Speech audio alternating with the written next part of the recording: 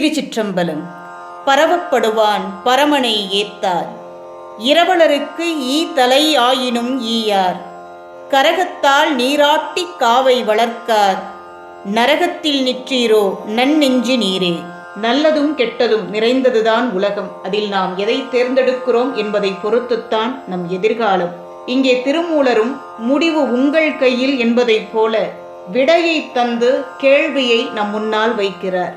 நரகத்தில் நிற்றீரோ நன்னெஞ்சு நீரே. நல்ல மனம் கொண்டவர்களே, நரகத்தில் இடம் பிடிப்பவர்கள் யார் என்பதை தெரிந்து கொள்ளுங்கள். பரவப்படுவான் பரமனை ஏத்தார், உயிர்களால் தொழப்படும் தன்னிகரற்ற தலைவனாம் சிவப்பரம்பொருளை வணங்காதவர்கள். இரவலருக்கு ஈ தலையாயினும் ஈயார், இல்லை என்று வாடி வாயிலை தேடி வருபவருக்கு தம்மிடம் மிஞ்சி இருப்பதில் ஈயின் தலையளவு கூட தர்மம் செய்ய மனமில்லாதவர்கள். கரகத்தால் நீராட்டி காவை வளர்க்கார், சிறு குடத்தில் செம்பில் தண்ணீர் எடுத்து செடிகளுக்கு ஊற்றி வளர்க்க நினைக்காதவர்கள். இவர்கள் அனைவரும் நரகத்திற்கு சொந்தமானவர்கள். சிந்திக்கும் திறன் படைத்தவர்களே, நீங்கள் என்றென்றும் விடுபட முடியாத நரகத்திலே நிலைத்திருக்க விரும்புகிறீர்களா என்று கேட்கிறார்.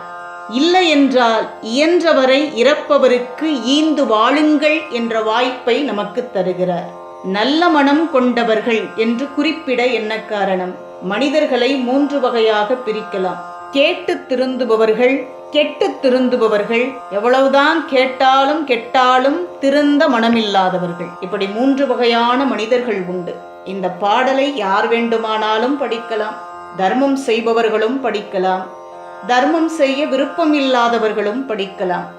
ஆனால் ஒருவேளை இதை கேட்டு யாரேனும் தன் தவறை உணர்ந்து வருந்தி நல்வழியை நாட விரும்பினால், நாடினால், அவர்களும் நல்ல மனம் படைத்தவர்கள்தான். அவர்களுக்கும் அவன் திருவடியில் இடம் உண்டு என்பதை உணர்த்துவதற்காகத்தான் அனைவரையும் பார்த்து நல்ல மனம் கொண்டவர்களே என்று பாடுகிறார். அன்பே சிவம், அடியார்க்கு அடியேன்.